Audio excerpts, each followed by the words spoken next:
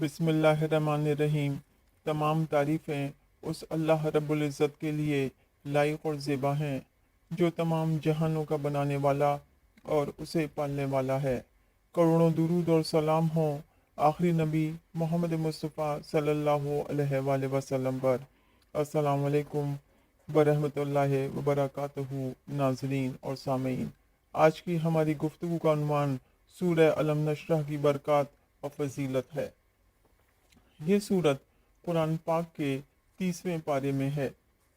अगर किसी को दिल का मर्ज लाहक हो गया हो तो इस सूरत को कागज़ पर लिखकर बतौर तावीज़ मरीज़ गले में पहन ले, इंशाअल्लाह ताला शफा नसीब होगी। बड़ी से बड़ी हाजत के पूरा होने के लिए बाद नमाज इशा अव्वल और आखिर 11-11 मरतबा दुरूद शरीफ और दरमियान में 11 मरतबा ये सूरत पढ़ें।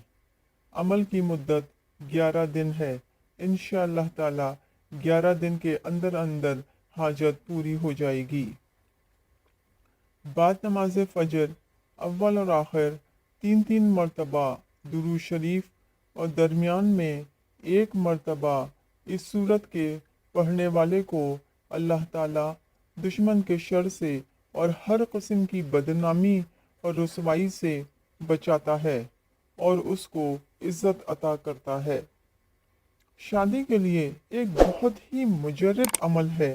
बाद नमाज जुम्मा अव्वल और आखिर 7-7 मरतबा दुरूद शरीफ और दरमियान में 313 मरतबा ये सूरत पढ़कर शादी के लिए दुआ करें।